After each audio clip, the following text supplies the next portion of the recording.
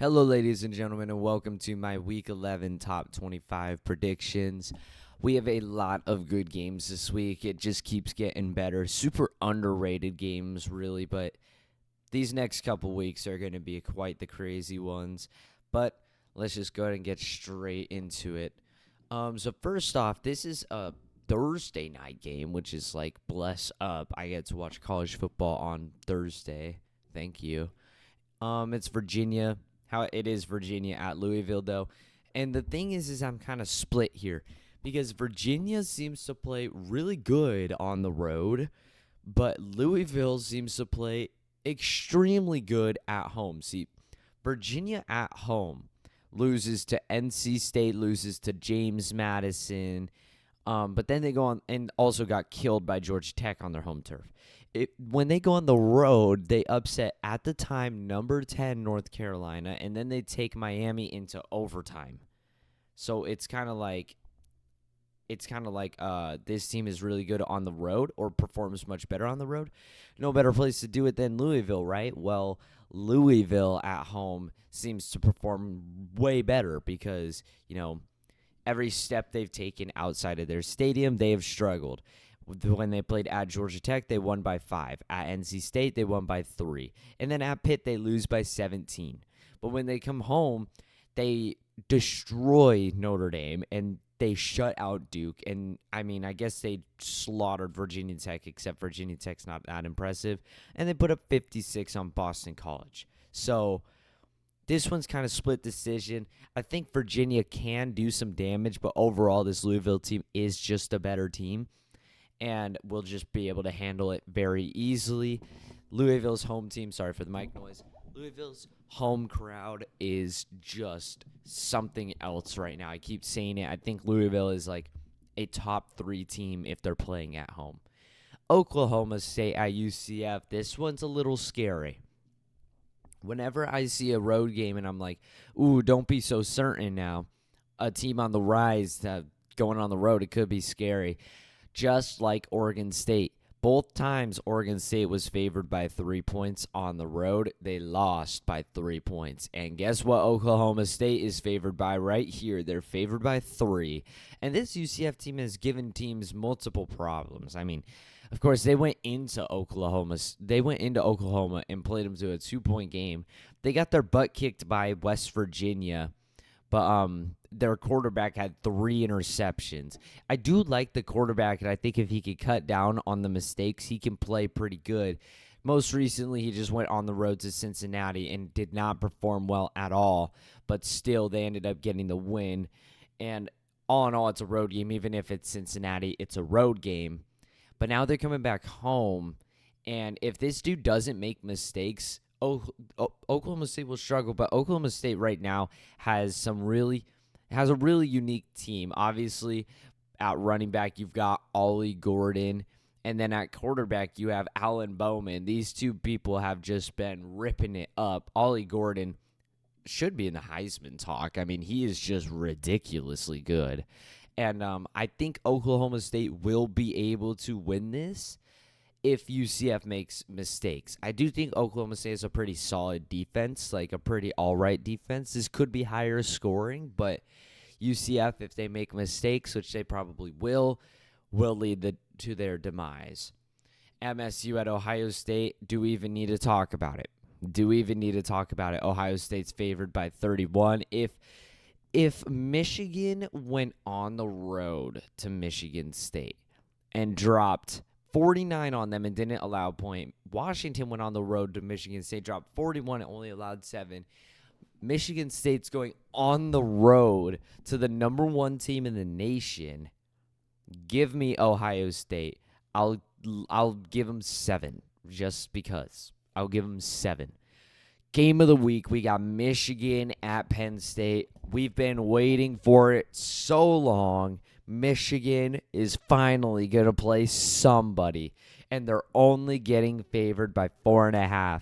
And I'm sticking with it. I'm calling the upset. Give me Penn State defensive battle. I think these are defensive teams. Michigan has a pretty unique offense, obviously, with weapons like J.J. McCarthy and of course, Blake Corum, who hasn't been having the best of years, but he's still putting up great numbers. In just 126 carries, he's got 16 touchdowns, but only 650 yards. I think Ollie Gordon has like the same carries and like double the yards, but less touchdowns. Honestly, this Penn State offense, I feel like they're just yet to kick it into overdrive, like do what they're capable of doing. Obviously, Drew Aller is brand spanking new to this program, brand spanking new to a solid Penn State team. And of course, he's going to struggle in certain categories. But if there was anything that was true, is at Penn State, he looked like a quarterback. Against Indiana, he did not look like the best quarterback, although he did throw for 3 touchdowns, 210 yards, but 1 interception. I seriously think if he's able to perform enough, his defense will be able to lock up this Michigan team and take him down. I do think the Penn State's got a great defense. I mean, obviously, they held Ohio State to just their lowest point total this year. I don't think Ohio State's put down less points. Oh, no, against Notre Dame, I forgot. But, road game at Notre Dame is going to be difficult in any situation. But, yeah, I do think this Penn State team is really solid defensively, and they've got an offense that is just yet to figure out their place, and nothing better to do it than in such a hyped-up game. It sucks that this is in the morning, because imagine if it was at night. Oh, it would be over. You wouldn't even have to say anything. If it was Penn State at night, it's game over. But it will still be a slammed game. It will still be a very loud game, and Michigan's going to be shaking in their boots. They're going to be shaking in their boots. This is the first team they played all year, like first difficult team, and they're not going to be ready for the environment and for the strength of this team. I think Penn State's going to win. It could be by even more, or Michigan could just win it. Michigan could be an extremely good team this year, and we'd have no idea because they just haven't played anybody. But I'm calling the upset. Bama at Kentucky.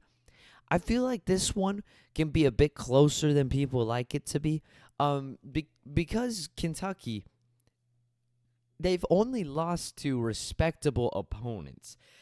I hate to call Tennessee a respectable opponent, and I'm going to kind of leave them out of that, but they are still a highly ranked team.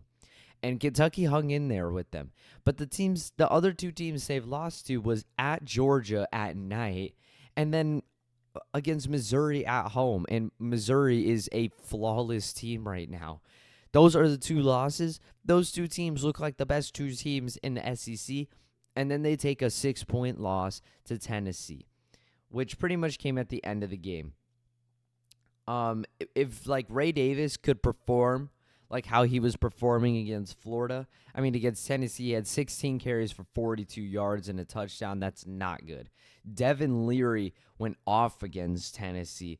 28 for 39, 372 yards and 2 touchdowns. The Tennessee offense, it's not really the best. I mean, it's really not. Like Kentucky, if they can put things together defensively, they'll be able to hold this Bama team. But I just don't know if that's going to happen. That it's still a early Kentucky team. I feel like next year they could be better. I don't know if Devin Leary's a senior or whatnot, but I mean Bama has just endlessly performed since that Texas game, which even against Texas they still played well. It was only a 10-point game, and we know Texas is really good, but I mean they played Ole Miss very defensively again in that game, and Ole Miss is currently number 9, a spot under Bama. They also go on the road to A&M and win. That's a very underrated win, in my opinion. And they drops 27 points on Tennessee in a half, and then of course they beat LSU in an offensive matchup. So I think Bama will struggle in the first half, maybe be up 20-14, but then just disallow Kentucky any points. It's what they've done all year, pretty much.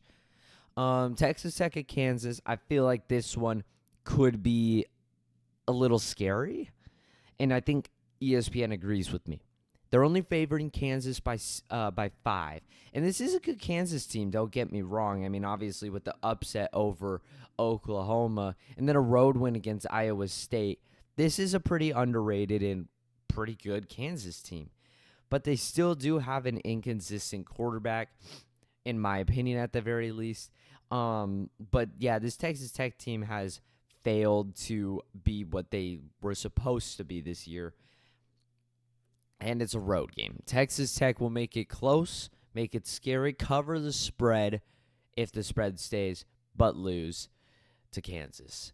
Tulsa at Tulane.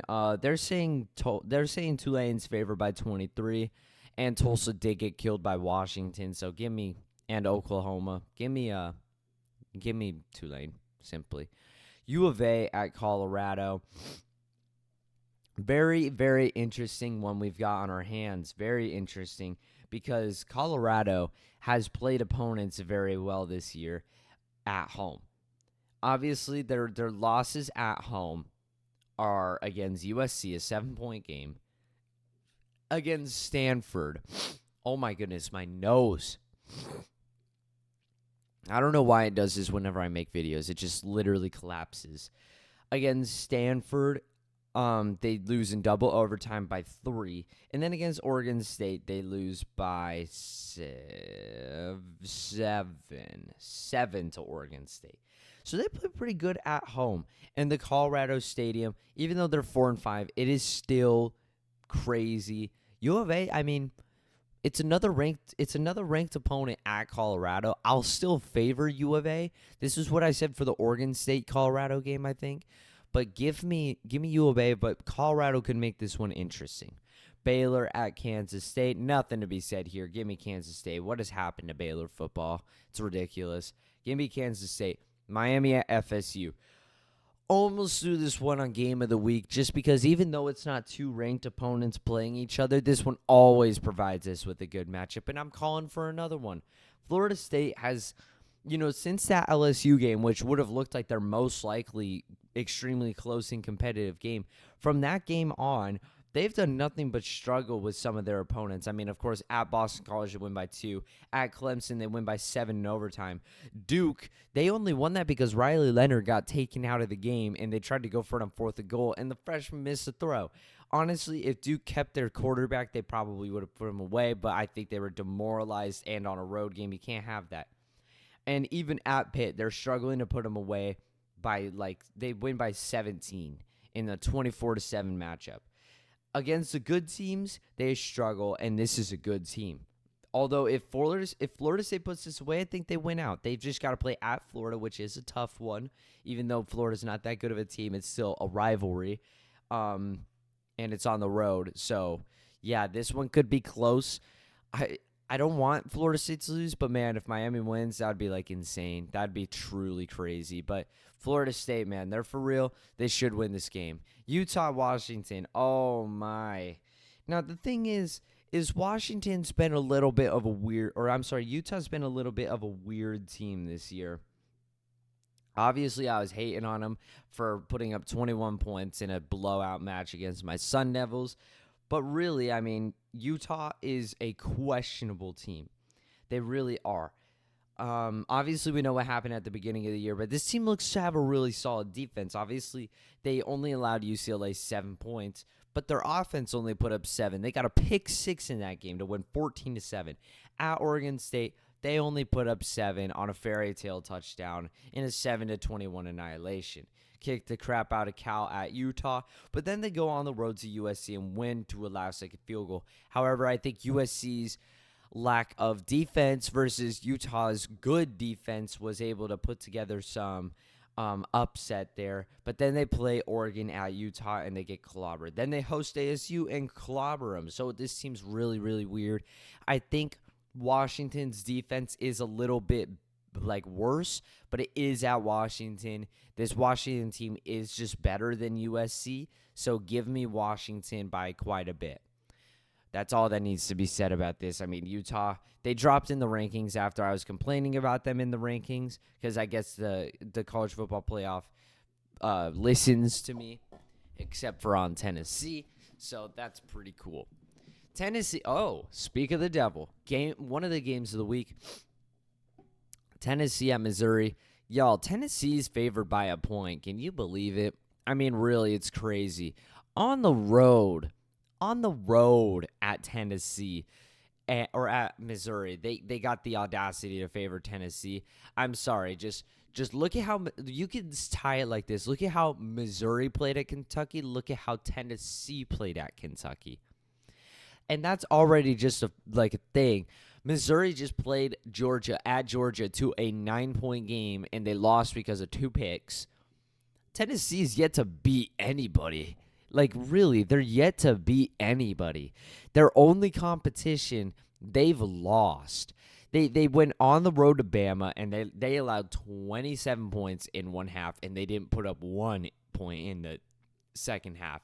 On the road at Kentucky is barely competition, and hosting A&M is barely competition. I will say Tennessee's got one of the wildest home field advantages in the league, but they don't got it here. Give me Missouri by 14. I mean, maybe Tennessee will put on like a touchdown at the end in a 2-point conversion to make it closer. But, dude, why are we disrespecting Missouri? Missouri's performs way better. I mean, come on. Obviously, Missouri beat Kansas State in a great matchup. Look at Kansas State and what they're doing. They lose by 10 to LSU in an offensive matchup to an awful pick six. Kick the crap out of Kentucky on the road, something Tennessee couldn't do. And then they go on the road to Georgia and play them to 9 points. What has Missouri done to be disrespected like this and put under Tennessee, quite frankly? Yeah, give me Missouri. Rutgers at Iowa. Hey, I just made a video on underrated, overrated teams. I said Iowa, and boom, here they are in the top 25 again. Iowa's only favored by 1.5, but that makes sense because they really only put up 1.5 each game. This team is extremely defensive, as we know. And they've only got one bad loss on their hands, and it's a road game at Penn State. They lost 31-0. And nobody thought Iowa was going to win that. I believe it was a whiteout game as well for Penn State, and it was a night game. So, yeah, no way was Iowa winning that game. There was never a point in time, as well as Iowa had 4 turnovers. So, yeah, there was no way that was happening. But Iowa since then has bounced back. Obviously, we know what happened in that Minnesota game. A bunch of turnovers and a taken away go-ahead touchdown gives them a second loss. But they go on the road and beat Northwestern. They also went on the road and beat Wisconsin. I mean, they've got some impressive wins. This Rutgers team is better than people think, but give me Iowa by 10, we'll say. We'll say field goal fest. Sure. Why not? 3 field goals and 2 touchdowns, probably a pick 6 in there somewhere. Give me Iowa. Stanford at Oregon State. So Stanford likes to do this whole thingy. They like to do this whole thingy where they go crazy one match. They lose to Sacramento State. Then they play U of A to a 1-point game. Then they get killed by Oregon. Then they go on the road to Colorado, pull off the biggest comeback almost ever. Then they get slaughtered at home by UCLA. Then they play Washington to a last-minute game in which they drop a 4th down pass to get the first down. Then they go on the road to beat Washington State. Now they're at Oregon State. Annihilation. They're going to follow the trend of random just dropped games. Stanford is a recovering team, I feel like. 3-6 is pretty good. 3-6 is pretty good for Stanford, especially being a team that lost to Sacramento State. They've pulled out some wins, man. They really have. But now that streak is going to end, sadly. Let's see who Stanford has to play left in the season real quick, because they've kind of become a little interesting. If they wanted a bowl game, they'd have to win out. I mean, hey, they play at Oregon State, probably lost. They host California, could be a win there. They host Notre Dame. I mean, I hate to say it, but rivalries are rivalries, bro. Don't sleep on it. It's at Stanford. So, yeah, Ole Miss at Georgia. Time to put Georgia into the number 1 spot. I can't believe this team is number 9. I just can't believe it. They have done nothing but struggle. Penn State has 1 loss, and it's literally to the number 1 team in the nation. Ole Miss has lost to a team with a loss ranked 1 spot above them. That's just not fair. That's really just not fair. But they're going to go on the roads of Georgia. They're not going to perform like how Missouri did. They're going to get killed. Sorry, Ole Miss fans. I know that one dude in the comment section. I'm sorry, bro. There's no hate to your team, but this team's overrated as fuck right now. Not top 10. West Virginia at Oklahoma. Oklahoma's favored by 13 points. This team definitely needs to bounce back. They're like right back down to where they started in the AP polls this year. They've got to bounce back. I think they could do it. I think they could definitely do it here. They did this sort of thing to Iowa State early in the year, so yeah. And West Virginia is not the best team ever. Texas at TCU. Sorry, I'm starting to fly through this. Kind of want to get to the last game. Texas at TCU.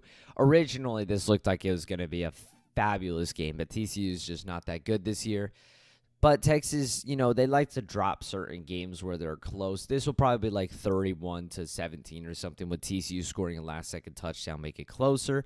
But give me Texas. Florida at LSU, no chance. LSU doesn't have the best defense, but they have a phenomenal offense. They should get Jane Daniels back. Give me LSU by a lot. Duke at North Carolina. This isn't the last game, but it's the second to last game, and give me the upset. This North Carolina team has shown that they can perform at home or on the road, losing to two of the quote-unquote worst teams in the ACC. Virginia kind of fits that description. Georgia Tech, not so much. But Duke has a very solid defense, and I don't know what the situation on Riley Leonard is, if he's going to come back or not. I feel like they haven't announced anything, probably because he will. He won't. They have a good running game. Their defense is phenomenal. They could probably put up points against, so I'd say weak North Carolina defense. At the beginning of the year, I thought they were really good because they just shut out South Carolina, but South Carolina turned out to be awful this year. So, yeah, give me Duke. Kind of risky call, could be wrong, but give me Duke. Last game. I just wanted to get to this one just so I could say, USC's not ranked anymore, baby. Oh, it feels so good. And they're at Oregon. This was looking like it was going to be game of the week a long time ago, with probably, at the time, number one USC versus, something Oregon. No, it's going to be an annihilation. Give me the Ducks by a lot.